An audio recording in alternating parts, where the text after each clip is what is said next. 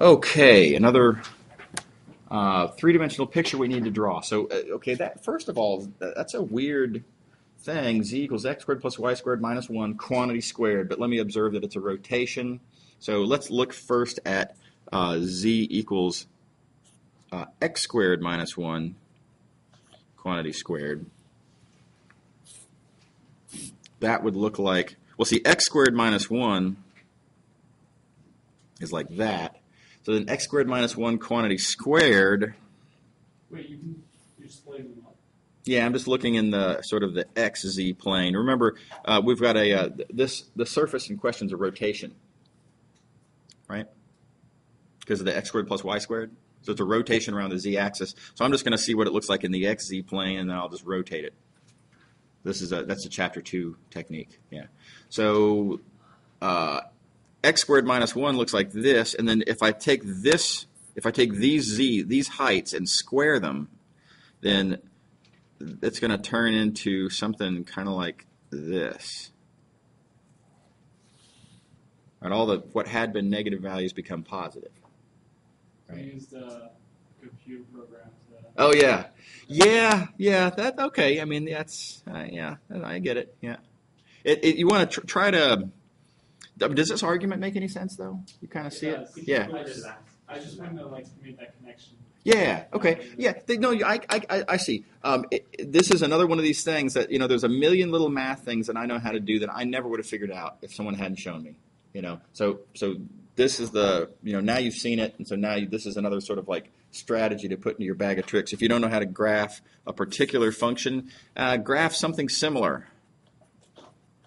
And then ask yourself, okay, I know how to draw this. That's a parabola. That's easy. So what do I have to do to these z values to get these z values? Well, I have to square them. Okay, and then you just relate. Yeah. Anyway. Okay, so now let's draw. So we're going to have one of these kind of, it's like a W, right? And it's going to get rotated now around the z-axis. So our surface is actually going to look like, yeah, this is going to be rough.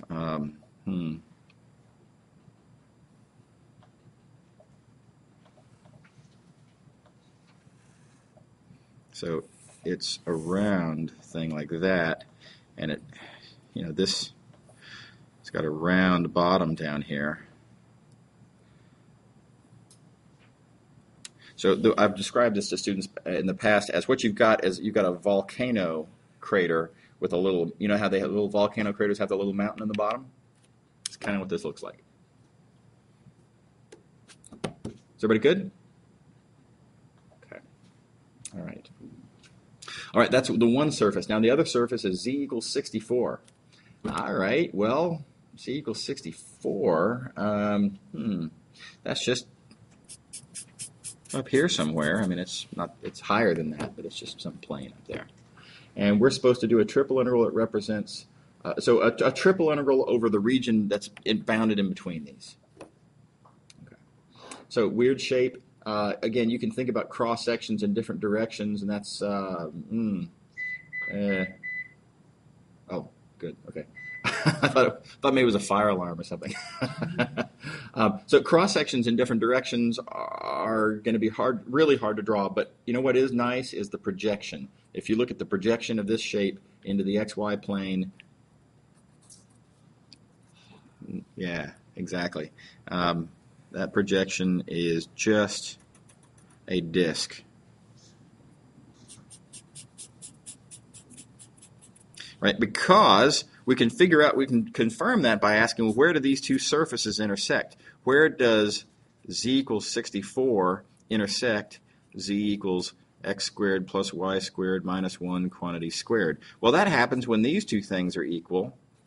64 equals x squared plus y squared minus 1 quantity squared. In other words, 8 equals x squared plus y squared minus 1. In other words, 9 equals x squared plus y squared, otherwise known as 3 squared. So this is a circle of radius 3. Is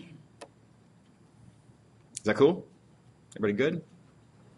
Okay. So I'm going to attack this domain again by thinking about the projection. This time it's in the xy plane. We'll worry about z later. And in the xy plane, oh, circle of radius 3, no problem. Y goes from negative 3 to 3. X goes from negative square root of 9 minus y squared to positive square root of 9 minus y squared. And the last remaining thing is to figure out the range of values of z. So I need to solve for z. For any point x comma y, the first value of z is going to be on that bottom surface. The last value of z is going to be on that top surface. So I got to solve for z in the bottom surface. Well, conveniently, that's given in the statement of the problem. That's x squared plus y squared minus 1 quantity squared. And then for the top value of z, I've got to solve for z on that surface, which is z equals 64. Yeah? Can you explain one more time why you chose to put the x and y on there? Yeah. Because you dropped the surface onto the... That's right. I'm looking at the projection into the xy plane, yeah. Now, but there's another motivation I can give you for why I'd want to put the x and the y on the outside, and that is because there's a strong motivation. I want to put z on the inside because the equations that you're given, z is already solved for. If you sliced up some other way, you're going to have to solve for either x or y in terms of z, and that's going to bring in fourth roots, square roots of square roots. It's going to get ugly. So this equation here says I really want to solve for z in terms of x and y, and that says put dz on the outside, on the inside. Excuse me.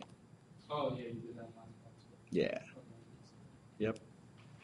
So those are like the two giveaways, Yeah. Like if the equations are... Yeah, they're strong hints. Real strong hints, yeah, exactly. Look, there are exceptions to every rule, right?